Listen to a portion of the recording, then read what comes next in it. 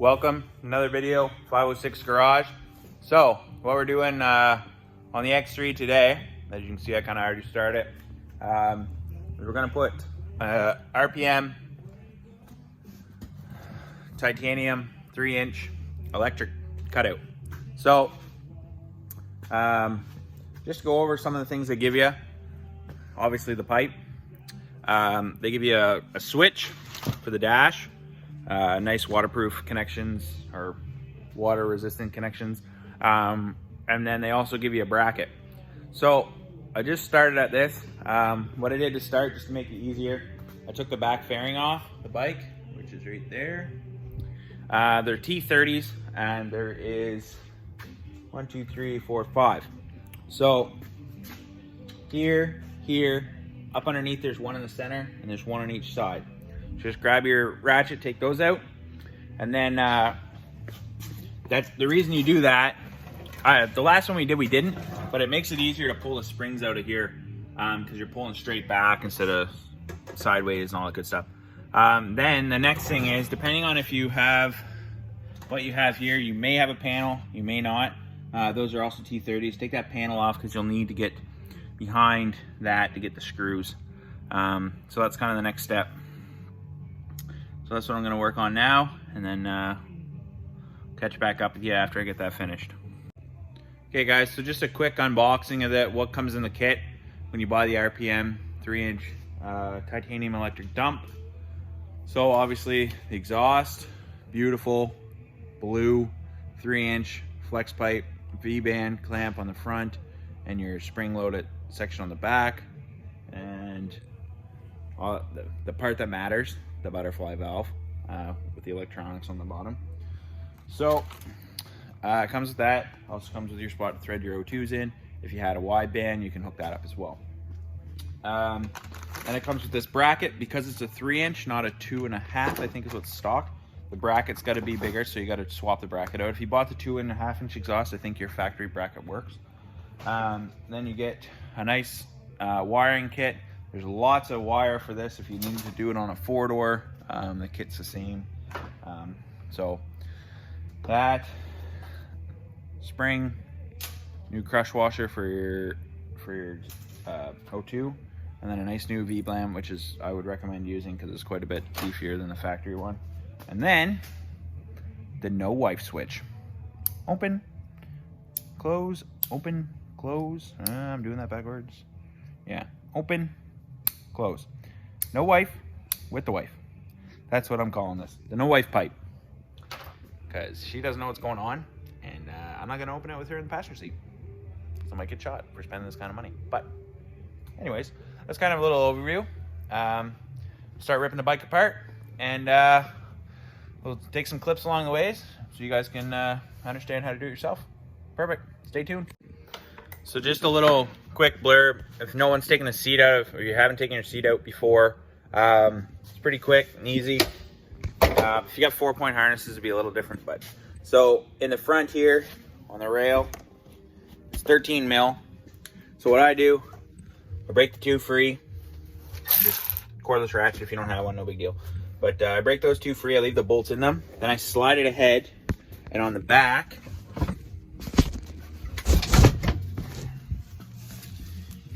see down there, there's a 18 mil bolt on both sides. So what I do is take those out, and then actually I pick the seat out a little bit, and because the seat belt stays on the rail, and then it's easier to get at that side one, then I just hit it with the impact and pull it off.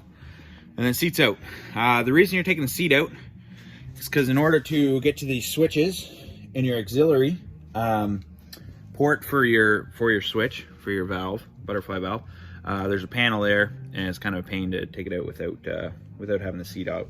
So that's why we're removing the seat. So if you've already taken the seat out, you can skip this section, but that's kind of the deal. Get the seat out so you can take that panel off, get to the accessory port, and then that way you can run your wire back. Cool. Get that out, set her on the ground. So yeah, you can see seat's out, laying on the ground. So this bolt here is a 16 mil. So I just untake that off and pull it out. You don't really have to do it, but you might as well get the seat completely out of the way. And I guess I got some vacuuming to do because last time I was out, sunflower seeds. So it's also a good chance to wipe the backside of your bike down if you're single. If you haven't had a chance, it's easier to do it. So all I'm doing here is just taking this panel out. You just reach up, a couple clips, pull that out. Then you get to your accessory port, lay that on the ground. So yeah, let you get to your accessories. All your accessories are here. So that's where you're gonna run your wires to once we get to that point. But yeah, one other thing, since we're taking interior panels apart, I would recommend, so you can get to the back side of the turbo, just grab up here on this plate that's in the center between the two seats and pop that off. So it comes off pretty easy. I just threw it on the ground. And then that allows you to get the back side where your bolts are and everything like that. And I'm actually gonna put a tune in this bike at the same time, so I'll have to adjust the crack pressure on the wastegate. So I have to take that off anyways, but yeah. So that's kind of where we're at. So 16 mil, 18 mil for the backs, and then 13 for the front. You'll have to use a wrench on the inside because the way the bolt is, it's kind of, the length of it goes into your plastic, so you can't get a socket on that side. But other than that, then you're ready to put it up. Pick which slot you want it in. We'll do that once I sit in the bike and see which one's available, I guess. Cool. I'll get back at her. We'll do another clip here in a second.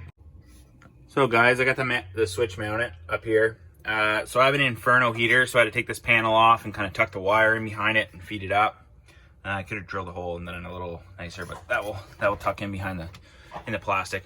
And then your gray wires out through the center console, and I just kind of left it long here. So I'll tie it up, zip tie it up nice and tight. They give you some zip ties in the kit to do that up nice. So the reason I'm stopping here is one thing we need to keep in mind is the switch has a light to it. So if you don't put it on the right accessory, you don't want to wire it right to your battery because it will kill the battery. That's the worst thing you want to do, is you want to put this together, and the first time you take it out, go out and kill the battery and not be able to start the bike because you're showing off to the boys. So what you want to do, some of you guys might already know this, but there's three pins here, a bunch of shit tied into it. So the bottom's your power accessory, so that's hit by the key, so it won't run the light in this switch. And then your top's your ground. So black wire goes to the top, red wire goes to the bottom. It comes with a nice little fuse right there, as you can see. And then you're just going to tuck that all up in. What I would suggest prior to doing any more tucking in and any more installation is I would plug your port, which is right here, into your E-valve, electronic valve, and I'd hit your switch and make sure it works before you go tying this all back together, because if it doesn't work, you either hook this up wrong, didn't plug that in correctly, don't have this hooked up right, or maybe you got a dud. I'm sure that's possible too. So those are kind of your options. But so yeah, next thing I'm gonna do, I'm just gonna plug my exhaust in, which is up there on the workbench. Plug it in, hit the switch, back and forth, make sure it opens and closes fine, and then I will. Hey guys. Okay, so I got the bracket out, got it pulled apart. One other thing that you'll have to take off before you can actually remove the old exhaust is there's two like hose clamp looking things that go around the heat shield that are actually, as you can see, I got the new one in, but they go up here and they hold the stock clamp to it. So you'll have to remove those, and you can pull it out. What I did, I pulled it out and I just took a 22 mil wrench and got the O2 sensor off, installed it, put the crush washer on the other one, then fed it back up into place. The biggest pain of the whole job, because it's a 3-inch, is taking and putting this new bracket. So what I did, I didn't the last time we did it, but on this one, I just took it and trimmed with a die grinder and a carbide bit, so you can get your socket and everything in there. So it's a 10 mil on the closer to the firewall, and then this backside's a 13, and then there's also a 10 mil and another 13 down here. It's kind of hard to see, but so those are kind of the biggest pains of the whole thing. Once you get that in, You then fit your piece in. Remember that there's a gasket that goes to the turbo. It's a round seal. It needs to slide over. Don't lose that. So put that on. Put your V clamp on. Tighten that down. What I did was actually put it back further than it was supposed to be on the turbo. Then fit it into my gasket here, and then lined it up with my turbo and then bolted it up. So it went fairly smooth. That part, if you got a buddy, that's good. So some of the trimming that I just had to do, so you're gonna need a zip cut or some form of way to cut it. So I trimmed here, so I just cut this on a 45, made it look clean. And I had to cut my bracket just kind of to match it as well. And then you gotta cut the heat shield down here to fit your actuator. So I trimmed that off, and now I'm just in the process of putting the 10 mils back in to get your heat shield lined up. And so we'll do that. And then, like I said, I just kind of got the wire length, so I'll figure out where we're gonna zip tie that up. But yeah, for the install so far, it's not been too bad. The only real pain is just getting that bracket in, but I suggest trimming that plastic a bit just to get a socket in there a little easier. That one rail there doesn't hold any hoses or anything, so it's not going to affect anything. Yeah, trim that so you can get your socket in, save yourself some aggravation. And then get the exhaust on, looks good. Trim this, so you need a zip cut. This one here bolts up fine, and then you'll also need your heat shield to trim it there. Yeah, cool. So I'll get putting this heat shield back on, and I'll get back to you guys in a few minutes. Okay, so some of the tools I used a zip cut to cut the bracket and as well as the heat shield, a 22 mil wrench to get the O2 sensor off.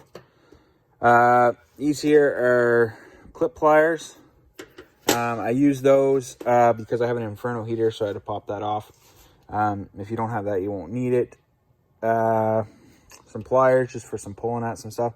Flathead, aka pry bar, you know what I mean. 13 mil with a wobble on it, just nice and thin to get in at some of the bolts. So most of your bolts are 13 mil and 10 mil.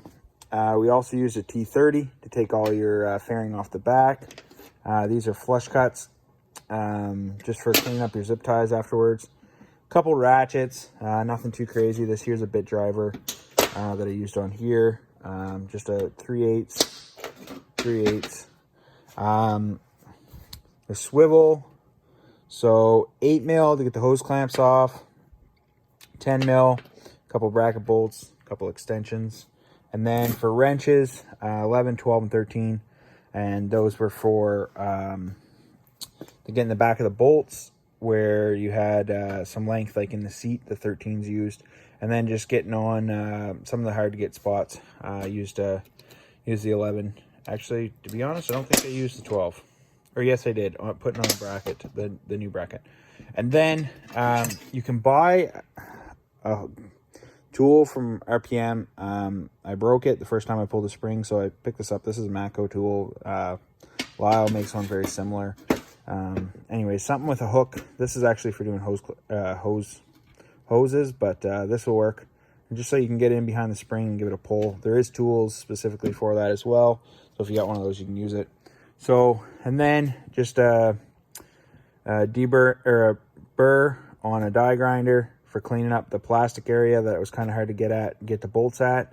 And then just a cordless ratchet. You don't need those, but it's kind of it makes it more convenient for getting the bolts off. But yeah, it's kind of a quick overview of what I use to take it all apart. So just basic hand tools, pretty simple. It is nice to have a jack, get it up up, so you can get in there easier. But yeah, nothing too crazy to do this job. Scale of 1 to 10, it was 2 beers. So I don't know, probably about an hour of just, having a beer and working away. Nothing too crazy.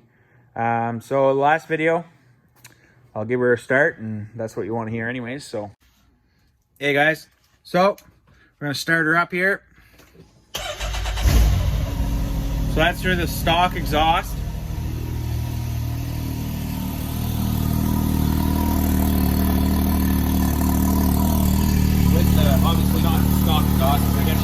pipe in there. And then, with this nice dandy switch, ready? And we get some nice white pipe action.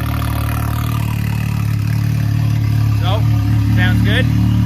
Next step, I'm gonna upload a tune. Close, open. Pretty significant difference.